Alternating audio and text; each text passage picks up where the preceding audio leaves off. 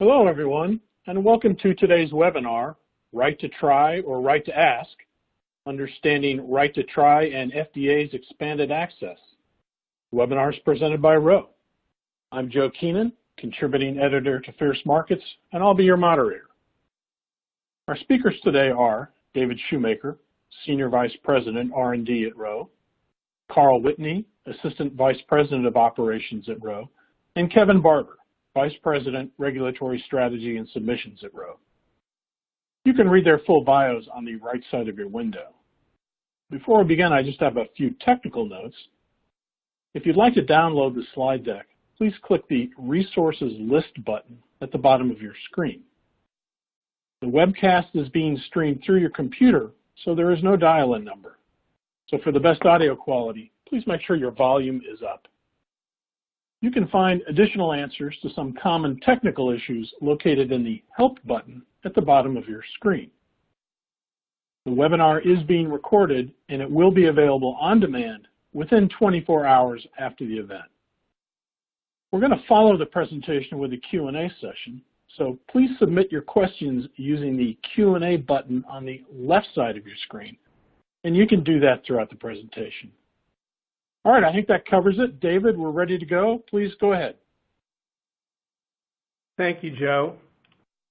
So just by way of introduction, excuse me, I'm going to start off with a summary of the Right to Try program as it currently exists, go through a little bit of the history, the legal framework, and current status.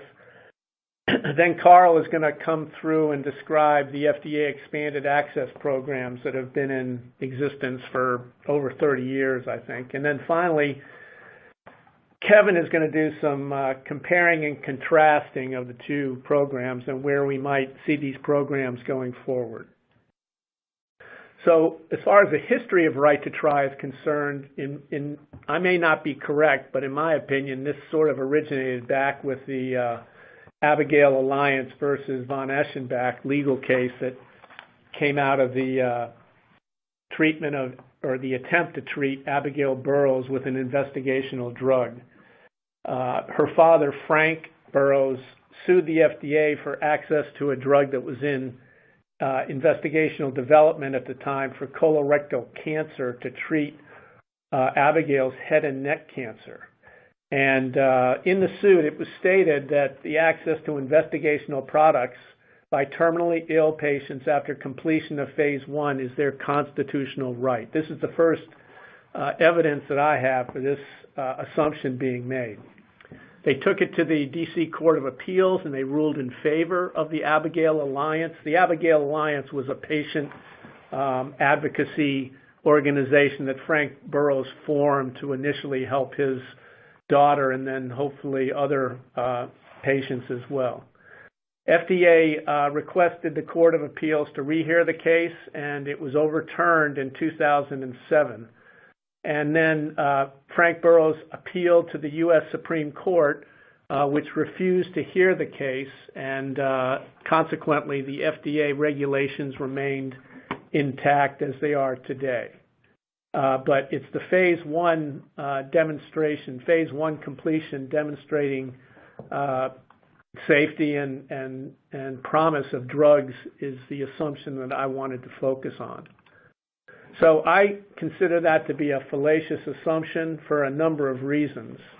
Only 10 to 20% of the products completing phase 1 ever reach the market, either because there's no demonstrated benefit or because there is an unacceptable risk that is turned up during the development of the product in the later phases. FDA approves products based on the benefit to risk ratio as demonstrated in all the subjects treated in phases 1 through 3. And even then, safety is not adequately examined because we have some products that are pulled off the market after a product is approved. So this is not a complete database for safety, even in the current model that we use. And also animal safety studies that are done to support safety are not always demonstrative of what's going to be found in humans. So that's one thing I want to state right up front. But the intent of right to try, I think, is a good one, and that is to reduce the regulatory burden, including the contributions from FDA to some extent in the process for access to investigational products. So they also want to be able to allow sponsors to give the drug to patients without risk. So the right to try legislation has tried to de-risk the sponsor's investment in their development and their providing the drug to these patients. However, the burden of implementation is almost entirely left to the sponsors, and there is an excellent article in the FDA Law blog written by James Valentine and David Clissold that I would refer you to, because I think that really summarizes a lot of the issues that currently exist with the right to try legislation. The history, it was originally coming out of the Goldwater Institute, a organization that drafts many potential bills and sends them around to states, hopefully for implementation. And the Goldwater Institute, I think their goal is correct, which is it's really a law for people who are very sick, who have exhausted all treatment options, and who cannot enroll in a clinical trial. So the first state to approve a right to try legislation was Colorado. Some issues came up at the time, whether or not this legislation was unconstitutional because they did not deal with some of the federal regulations that were in existence. For example, the IND is meant to prevent states from, or to prevent companies and individuals from shipping components of an investigational product across state lines. That was not even addressed in this legislation. So, but as of today, there have been 41 states who have approved such laws, and there are 8 more that's pending. So it's still continuing to gain momentum. And as you all probably know, in May of this year, the United States passed a Right to Try Act. The U.S. Legislation was originally proposed by Senator Ron Johnson, and that was in August of 2017. The House passed a bill in May, and then shortly after, in May 2018, this was the law of the land. So right to try, it does not look like it's going away. So the question is, how is it evolving? The legal framework of right to try deals primarily with how can a patient become eligible. And it's interesting that in order to define eligibility, these right to try laws are accessing legislation that was written to support FDA and diagnosed with a severely debilitating or life-threatening disease. So they're still accessing some of the legislation that FDA is framed from. They also have to have exhausted approved treatment options and are unable to participate in a currently ongoing clinical study sponsored for the investigational product. And then finally, they have to get informed consent to the physician who is going to be treating. So these are the patient eligibility requirements in the right to try laws that we've seen. There are still some questions remaining, however. Documentation of the patient eligibility, where is this done, how is this done, documentation of informed consent, who is responsible for keeping this, is the investigator or the physician required to keep this on file? Where does the patient learn about the risks associated with the treatment of this product? And admittedly, these are individuals who have life-threatening disease. They may not be that concerned about the risks, but inasmuch as there's, I think, pretty good evidence that the risks are much greater than the benefit, this needs to be documented. And finally, who's administering these processes? Is it the investigational product sponsor, or is it the physician? So as far as the product is concerned, again, this is where we refer back to only one phase 1 study needs to be completed in order for this product to be given to these patients. And I think from my perspective as a drug developer, that's a considerable risk, knowing how many drugs fail. So this drug cannot be approved for any or licensed for any other use. It's still got to be an investigational product that's making progress towards a marketing application, either an NDA or a BLA, and it needs to be under development. So if the product is on clinical hold, that's a good thing that they can't distribute that product to these patients.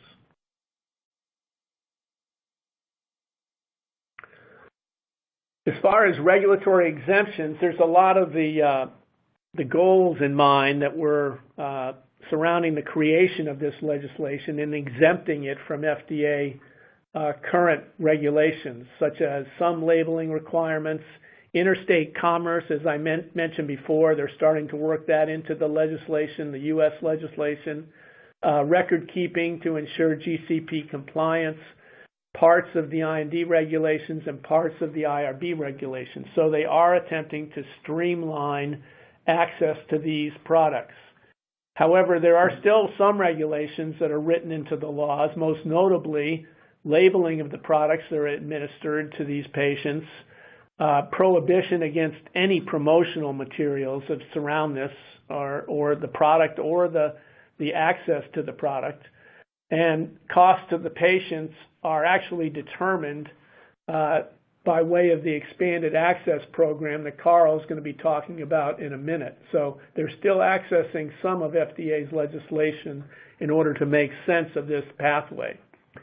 The new requirements are that FDA is to receive an annual report from these sponsors that provide the drug to these patients, and these reports need to include at a minimum the number of doses supplied, the number of patients treated, and any known serious adverse events. What FDA does with those reports is not clear at this point. There is a decrease in liability, which will give some sponsors hope, I think, if they continue to develop this legislation. Clinical outcomes will not be able to be used to delay or adversely affect the review of the approval unless they are serious enough.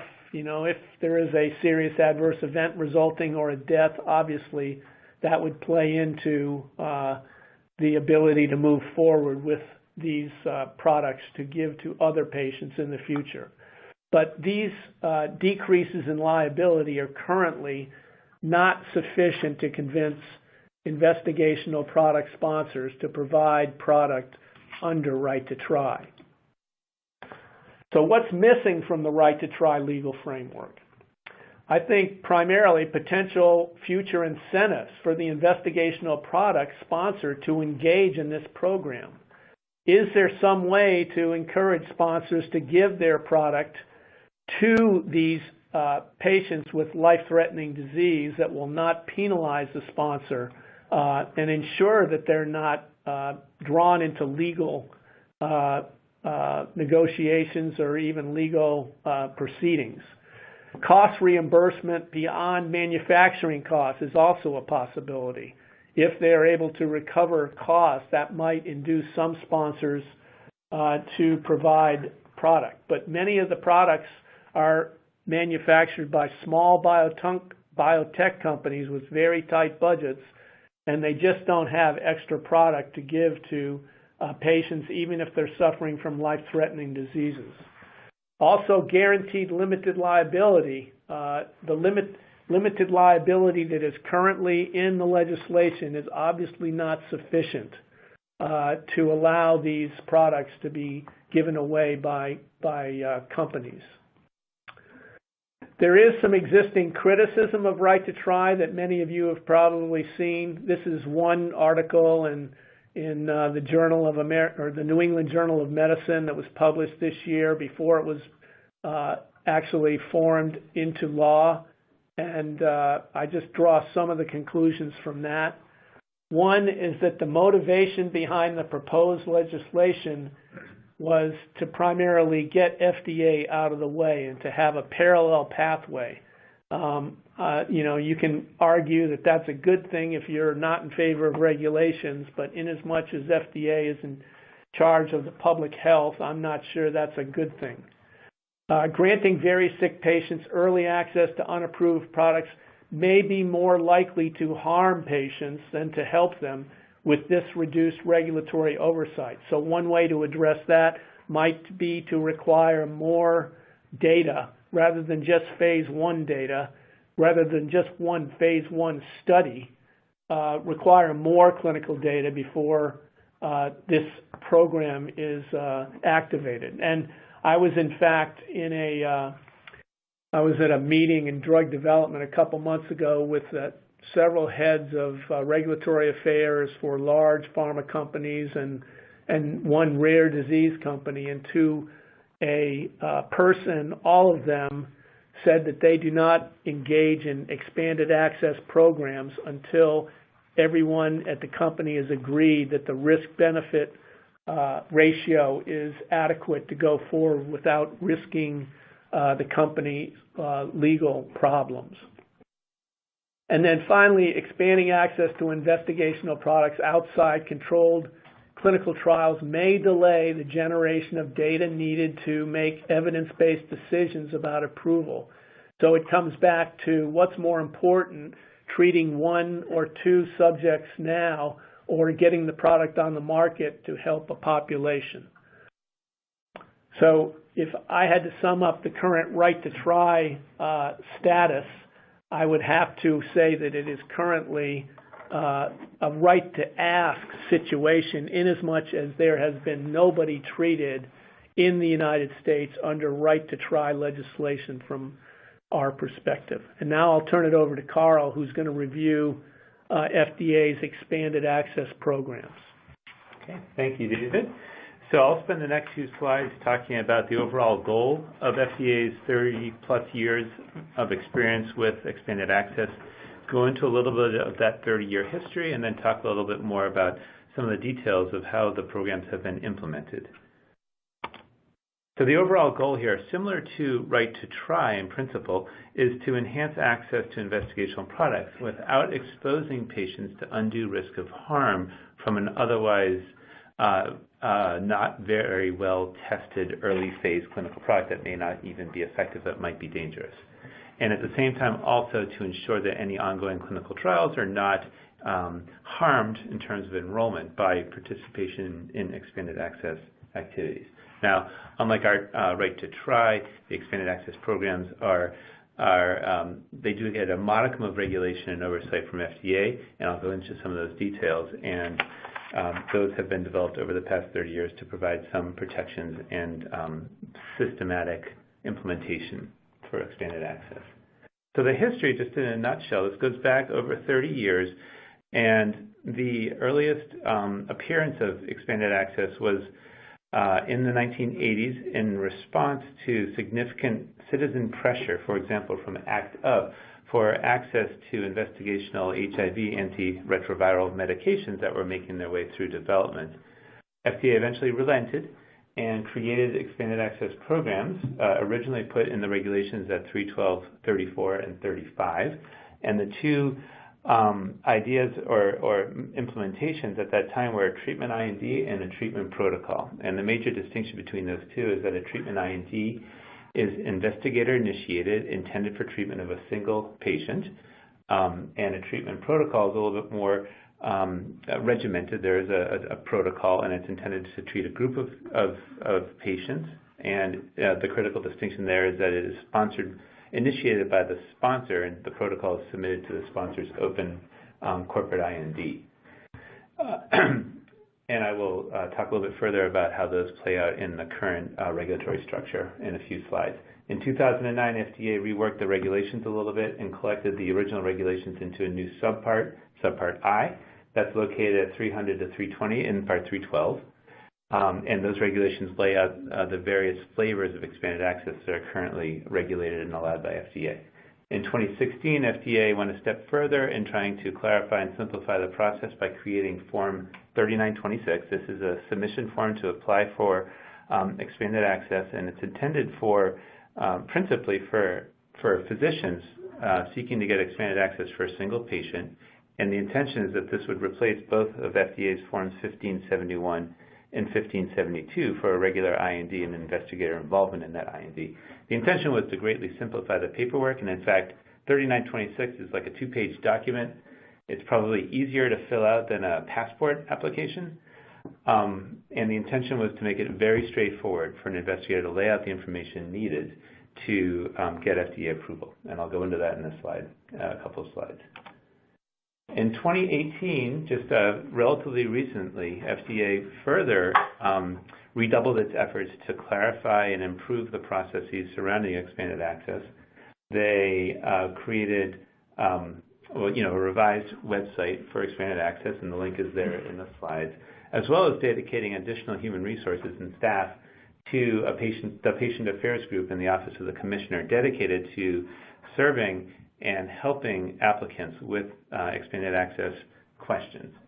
And all this was done in the spirit of further simplifying and institutionalizing and making it easier to take part in expanded access programs. Some of the most recent modifications, for example, those in November of this year, come out of a report that FDA commissioned and that was published back in May that laid out a number of criticisms and perspectives from various stakeholders about expanded access, including, for example, lack of clarity on how to actually get things through FDA and through the review and approval process. So that's why FDA is continuing to take efforts to improve basically access to expanded access. And the bottom line here is that, in our perspective, FDA is not the bottleneck in helping patients gain access to promising investigational products. In fact, in a recent report summarizing the 5-year experience period, over 9,000 applications have been received by FDA. The great majority of those are approved in a few days, really just 1 or 2 days. And ultimately, more than 99% were approved with some clarifications required from the sponsor and so on, or from the applicant. So FDA is very invested in this, very much trying not to be an impediment and not trying to be a regulatory overlord, if you will, over these programs. And they are redoubling their efforts to make it continually better, so it's not going away, despite what might happen with Right to Try. So the criteria for gaining approval for an expanded access proposal, very similar to Right to Try in some respects. The patient must have a disease that's considered serious or immediately life-threatening. The patient must not have any options at that point. They've exhausted all their other options, whether those are other marketed drugs or maybe they cannot get into, because of various entry criteria or whatnot, get into any ongoing trials for the investigational drug. So they have no other option except to petition for expanded access. And the drug must have some potential benefit that outweighs the risks in the context of the patient's disease. And I'll detail that more because that is the general statement, and there are some specifics that relate to the size of the proposal, the number of subjects that are proposed to be involved. Again, access by the patient or patients won't imperil enrollment in any ongoing trial. And then, like any other kind of human research project, there needs to be IRB approval, informed consent, and FDA clearance through the Form 3926 or similar. So the submission requirements include, and these sub-bullets here are drawn more or less in direct order from the 3926, but they certainly echo the basic requirements of an IND submission as well. There'll be a description of the indication for the patient, a medical history summary showing what was attempted, what kind of prior interventions were attempted, and the outcome of that, basically laying out the criteria and rationale for this person having no alternatives in a very dire situation. There needs to be a description of the treatment plan, which in this case means the dose, the route, schedule, duration of dosing, and then monitoring procedures to assess effect and safety. And finally, a plan, some kind of tests to monitor for safety and intervention if there are toxicities discovered. And then, similar to a regular IND, there needs to be some information provided for CMC and non-clinical. In most cases, a physician does not have access to the sponsor's detailed data on those topics, and so a letter of authorization is usually obtained and attached or submitted with the 3926 to cover those components that would otherwise be obviously very voluminous for an IND. I thought it'd be helpful just to detail very briefly what is meant by serious and life-threatening. Immediately life-threatening diseases are those that are likely to result in death within months or faster, and that premature death in this context would be imminent without some kind of intervention, like gaining access to this promising medication. A serious disease is focused on morbidity, not mortality, and the morbidity has to be significantly impactful for the patient's day-to-day living, and that it has to be persistent or recurrent, but not necessarily permanent. A few examples of what it might mean to be out of luck, like have exhausted all your options and not able to obtain any kind of access to the investigational drug include, so maybe there are ongoing trials, but the actual geographic distributions of sites leave this subject or a group of subjects unable to access the clinical site, so they can't even get to the site, let alone meet the criteria for entry into the study. Or maybe the drug had been in clinical investigation, but it's now been shelved by the sponsor, and there are no ongoing clinical trials.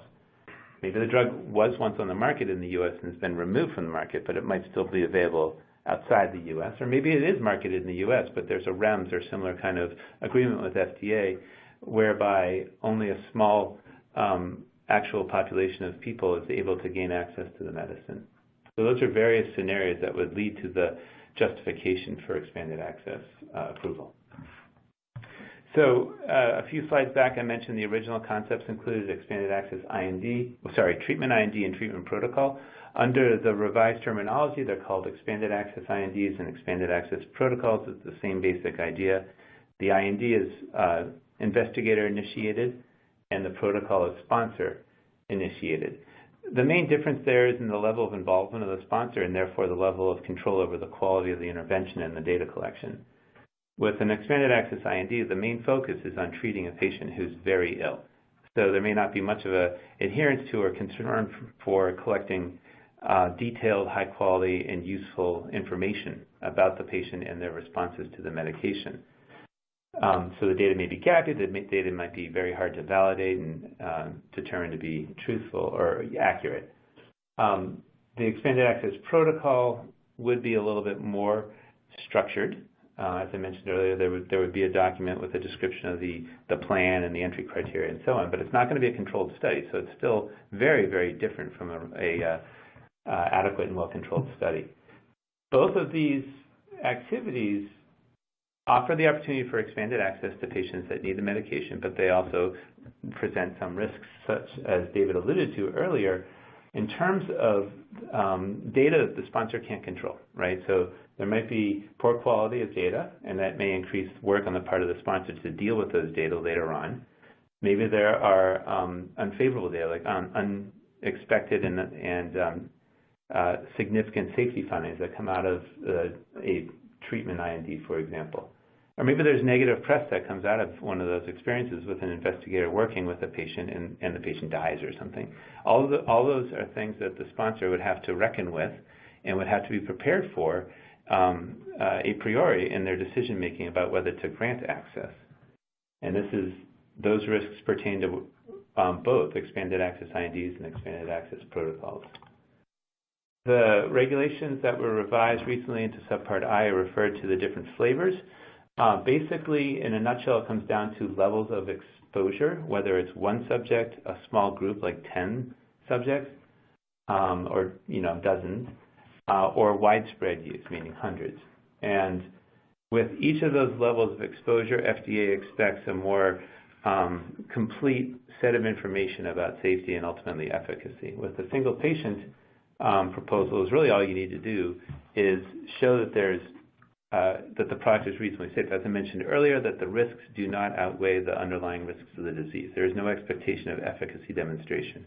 With the middle level of exposure, small groups, there is an expectation that the safety package be more complete and more substantial, and some initial evidence that there be promise of efficacy to benefit these subjects to justify opening up exposure to that larger group. For the largest flavor, the widespread access, FDA really expects a fairly substantially complete set of information. So for life-threatening diseases, the expectation is that there be very solid phase 2 or perhaps compelling phase 1/phase 2A data of safety and efficacy. For serious diseases, the bar is a little bit higher, and FDA expects pretty complete phase 3 or maybe compelling phase 2 data to justify that larger degree of access. So on this slide, I summarized the basic characteristics of the expanded access programs that are currently codified in the regulations. There's across the top, the 3 columns are individual, intermediate size, and then the widespread access. And then for each of those, of course, there's the IND, meaning the investigator-initiated, or the protocol, meaning sponsor-initiated. I should mention also that for individual patient access, there is a further distinction, emergency use versus routine need. So for a single patient, an investigator can get emergency approval from FDA by calling or using email, and that information is actually in the regulations, what number to call, to get immediate approval to proceed with treating the subject or the patient, with the agreement or understanding that the investigator would subsequently submit something like a 3926 within 15 days to FDA and notify the IRB that oversees that institution within 5 days. That's emergency use. That's really only applicable to single patients, the single patient context. And the 3926 that I've been talking about, the one nuance is that it, again, is only suitable for single patient access. The other larger degrees of access, intermediate and widespread, require a regular 1571 and 1572. I think my last slide here is just to round out the history component of this section of the webinar by mentioning that the 21st Century Cures Act, which was signed not too long ago, became effective in 2017, added a requirement that companies that are developing a drug for a serious or life-threatening condition have some kind of publicly posted policy about their expanded access program, whether they have any expanded access allowed or not. And if they do engage in expanded access activities with investigators, that there be some explanation of how to go about doing that, whom to contact, what kind of information is needed, and so on.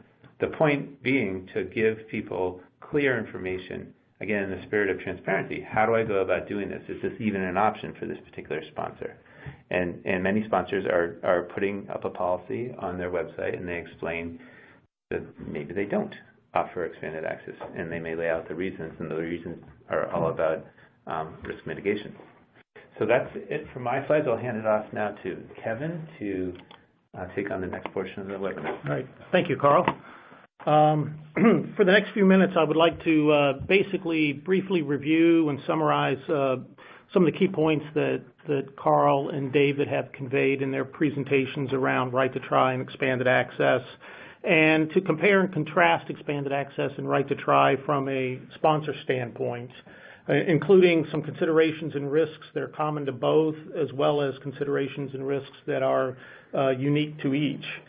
And I think a key thing that I would highlight is that beyond the desire to help patients in need, sponsors need to consider whether engaging in either an expanded access program or in right to try is appropriate for a given drug development program. In particular, what is the potential impact of affording patients the opportunity to access an investigational product on the development of that drug? And I also, at the end of this, want to just very briefly touch on where do expanded access and right to try fit in the current or perhaps future drug development paradigms with respect to leveraging data to support the development of a product.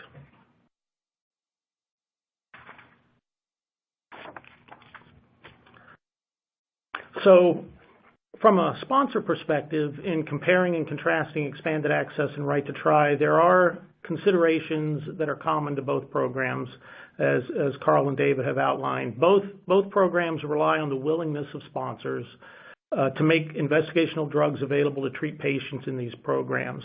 But we would note that there is no tangible statutory, regulatory, or commercial incentive for drug companies to make their investigational drug products accessible to patients outside of standard clinical trials. Sponsors cannot be compelled to provide investigational drugs to patients.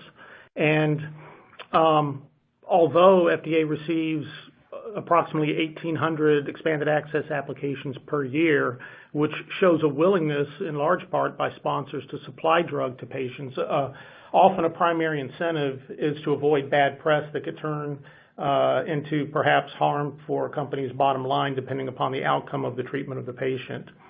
Furthermore, even if a sponsor is willing to make drugs available, production of drugs, investigational drugs, of course, can be costly, and supplies may be limited because the products are earmarked for formal clinical studies. And this, of course, can come into play and confound a sponsor's decision to participate in either of these programs. And then finally, a sponsor also has to consider, will allowing treatment under either of these programs adversely impact enrollment of patients into planned or ongoing clinical studies? David mentioned some aspects of recovering manufacturing costs under right to try. Under both right to try and expanded access, there is an opportunity to charge patients for the drugs. Insurance generally will not reimburse, and so the question remains, who ultimately pays for this? Under right to try, sponsors can only charge what it costs to provide the drug. Under expanded access, pre-approval is required by the FDA, and also based on the right to try language in the Act, some interpretation of that may be that FDA is also involved in approving reimbursement under right to try as well. But overall, there may be a reluctance on the part of sponsors to set a price under either of these programs because if they do so, this could serve as a precedent for future drug pricing and reimbursement if the product is eventually approved. Some other considerations that are common both to expanded access and right to try that a sponsor needs to think about. What is the overall impact? If a sponsor provides investigational drugs to patients with an advanced disease that don't qualify for any current study, what is the impact on controlled clinical studies? Will it impact enrollment? Will patients opt to try to get the drug outside of the scope of a clinical study because they want to avoid ending up on a comparator arm, perhaps with placebo? What is the impact on investors? As Carl alluded to, if there are adverse outcomes from this exposure, there may be material impact and a requirement for public disclosure for public companies, as well as impact on smaller biotech or pharma companies. And then finally, there's also consideration around what is the effect of the drug, of the outcome of exposure to these patients for drugs that are in early stage of development for which not a great deal of safety or efficacy data has been developed. And how will FDA view those results, and how will they attribute to the drug the overall effects coming out of these uses of the products? And could this affect the overall impact on the development of the drug? Now, focusing on expanded access, some of the considerations that sponsors need to keep in mind is that expanded access is regulated and reviewed by FDA. So in a lot of ways, it's well established, as Carl has outlined. But some stakeholders view this as a burden. You have to comply with the IND regulations, and there is additional administrative burden for sponsors beyond support for ongoing product development. If you are a physician sponsor, you may not be familiar with the pathway and the requirements, and so there's some uncertainty there that needs to be dealt with. And likewise, if a physician is engaging in expanded access, perhaps for an individual patient, there is the need to reach out to sponsor companies and obtain rights to cross-reference available information under a sponsor IND. And, again, the sponsor must be willing to participate and provide that letter of authorization. Other sponsor concerns under expanded access that also applies to right to try is overall clarity on how this impacts product development and potential future approval from the standpoint of the FDA and how they weigh the data. Sponsors, of course, have a great deal of control for the most part on the clinical studies that they do under an IND, but when you engage in expanded access or in a right to try, there's less and less control over the data that is generated. Also, with respect to expanded access, unlike the right to try legislation, there's no limitation on liability for sponsors, manufacturers, physicians, and institutions under the expanded access program.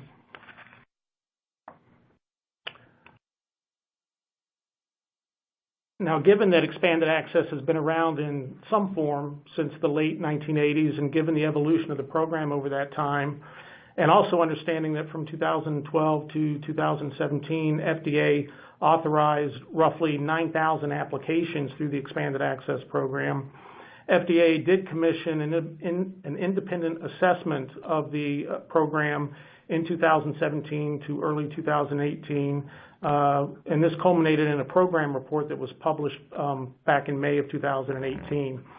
And the findings outlined in that report reinforce the sponsor considerations that we are reviewing here. In particular, the report noted some key pain points reported by stakeholders.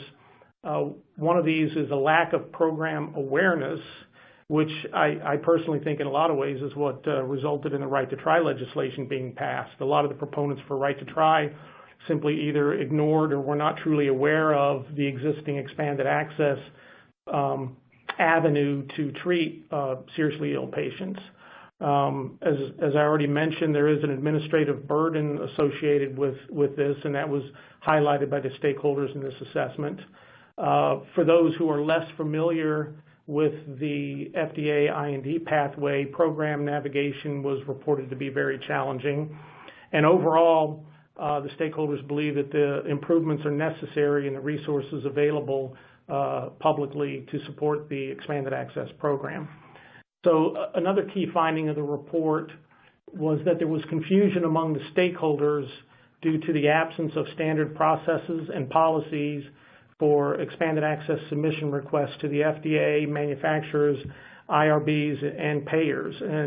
And again, this is just the nature of expanded access, but what can FDA do to help improve this and reduce this confusion? Within the report, there were some challenges reported by manufacturers in particular. One that we've already highlighted is the uncertainty about how FDA uses data from expanded access. And then another consideration is that expanded access or compassionate use avenues exist outside of the U.S. as well. And so the lack of harmonization with divergent requirements and guidance from ex-U.S. health authorities was highlighted as one of the challenges by manufacturers. As a result of this independent assessment report coming out in May, as Carl mentioned, in November of 2018, FDA recently updated the expanded access website, and the link is provided here. And that's one of their initial steps. They're saying that they're going to try to address some of these other findings as well in the very near future. Now, focusing on sponsor considerations specific to right to try, as we've noted, right to try basically gives patients a right to ask a sponsor for a drug, and sponsors are not compelled to provide the drug.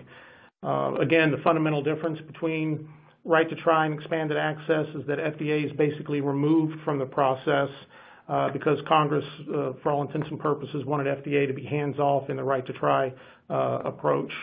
And so this really places the burden on sponsors to implement and determine if a patient is eligible through the eligibility criteria for both the product and the patients that David outlined earlier in this presentation.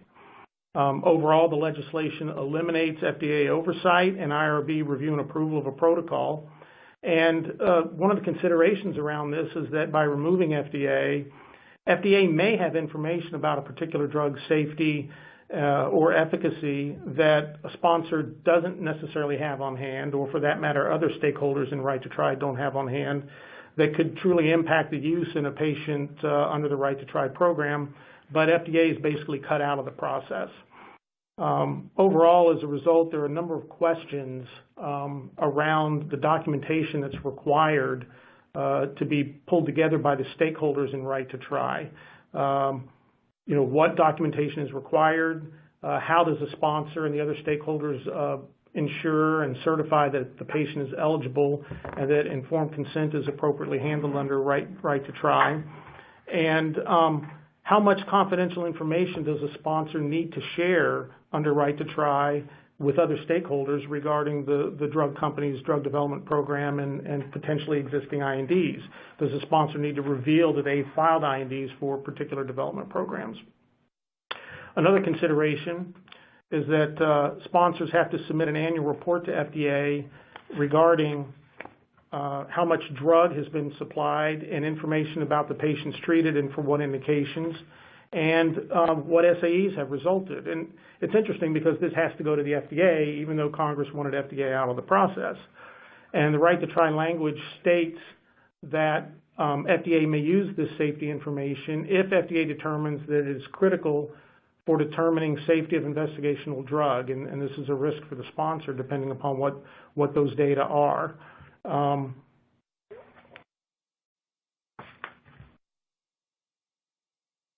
me move on to the next slide. So as I was reviewing, how will FDA use this information under the Right to Try legislation, and how much of this information may ultimately appear on FDA's website, because FDA has to provide an annual report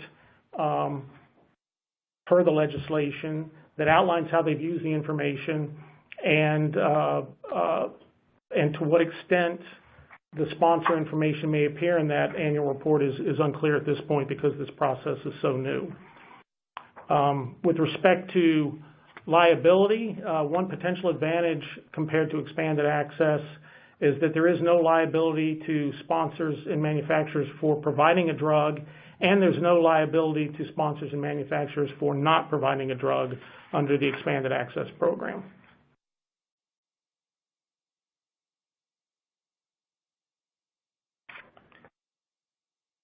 So one of the other considerations with respect to expanded access and Right to Try is how does this ultimately fit in the drug development paradigm? FDA has recently been promoting and focusing on real-world evidence derived from real-world data.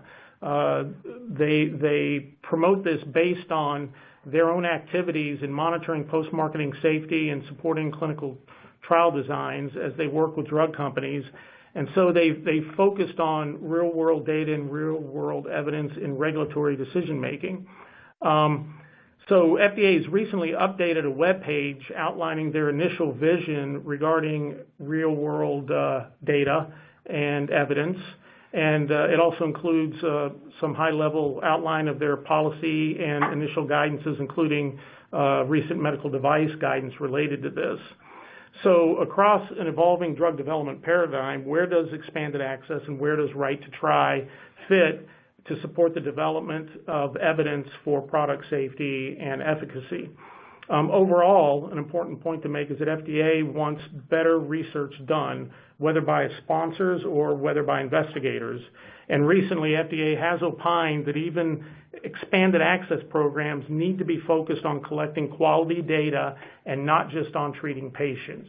So across the spectrum of controlled clinical trials through expanded access and Right to Try, ultimately FDA is looking for sponsors, investigators to generate evidence to support a drug across the entire spectrum of drug development. So with that, I'd like to cover a few parting thoughts. Overall, as we've noted, Right to Try is simply the right to ask at this point, whereas expanded access programs are actually fairly institutionalized and not just strongly supported by FDA, but FDA plays a key role as a reviewer in the expanded access program. Right to try is untested, and currently the impact on sponsors is unclear. As David noted, as far as we know, no one has been treated under a right to try pathway since the legislation has been passed. Overall, expanded access protocols are generally more controlled with sponsors, IRBs, and FDA involvement. Overall, for both of these programs, ultimately the product may or may not benefit the patient. And the data that is currently being developed under these programs probably won't benefit sponsors insofar as supporting the development of their drugs. One thing to note is probably the best way to make key therapeutic products available to patients with serious and life-threatening conditions is to actually work with FDA to try to expedite your development timelines and move these products through to approval so that the patients can access them in the marketplace. And finally, as I mentioned, FDA has updated their website, so I would encourage everyone to go take a look at FDA's real-world evidence and take a look at the policies and guidances that they're starting to outline and promote there. So this concludes our presentation, and I'd like to now turn it over to Joe for questions and answers. All right, thank you. Given the time, we have a lot of great questions, and we'll try to get to as many as possible. So the first question up, Kevin, I believe this is for you. Have treatment INDs been used to augment the limited number of patients in the pivotal and supportive trial information to meet the ICH mandated safety database minimum for an NDA and MAA? So have treatment INDs? I would say that there are probably cases in which patient exposure from treatment INDs have supported reaching the ICH requirements for patient exposure, yes. And David, I don't know if you have anything to add on. I don't think there's any question that there's some products approved who have expanded access programs linked to them that have contributed to the safety databases. Typically, those programs are expanded access programs that are implemented either during or after phase 3.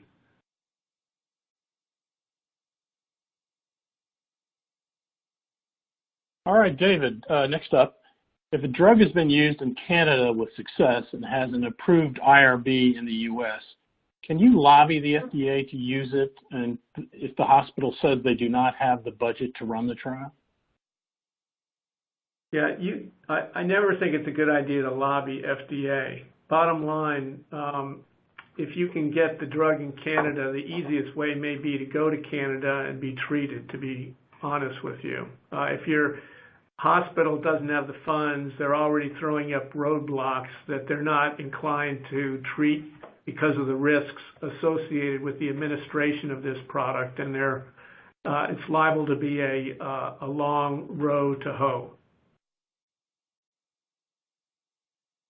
Okay, next question up, and I'll just throw this out to the panel. Are there examples of patients going to social media to force sponsors to do RTT? Right. Go ahead, Carl. For RTT? Specifically, I'm not sure. There are definitely instances of social media campaigns being used to pressure companies for expanded access. This may just be a matter of time, right? It will have to happen eventually. Yeah, I think we have one instance here in Research Triangle where there was a social media onslaught that required a CEO to resign because their initial response was to not provide the product under an expanded access. And ultimately, the company did design a phase 3 study to include the expanded access patients, but it was not before the CEO was fired by the board. Okay, next question up is, and it's kind of a twofold question. What are the steps for actually initiating right to try from an MD perspective? And this is PT, so I'm assuming point contact sponsor or does PT contact sponsor to see if they will give it to them first, and then the contact sponsor, or, I'm sorry, let's just stick with the first. What are the steps for actually initiating right to try from an MD perspective? Yeah, I think typically nothing's going anywhere unless the product sponsor is on board with providing the drug. So that would always be the first step. The legislation, it's pretty minimal to administer the drug under right to try, but if you don't have the drug, you can't administer the product. So, Carl, you want to? I would just add that probably the first step, whether it's the patient or the clinician investigating opportunities, is to go to the website for the sponsor and see if you can find that policy and look into the contact details there. Okay, so from your collective experiences, what is the optimal use of an expanded access program?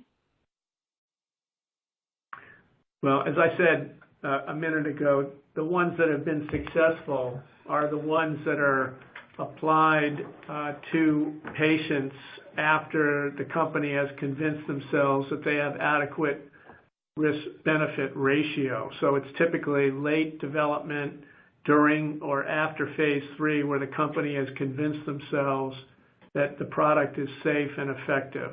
And that is done.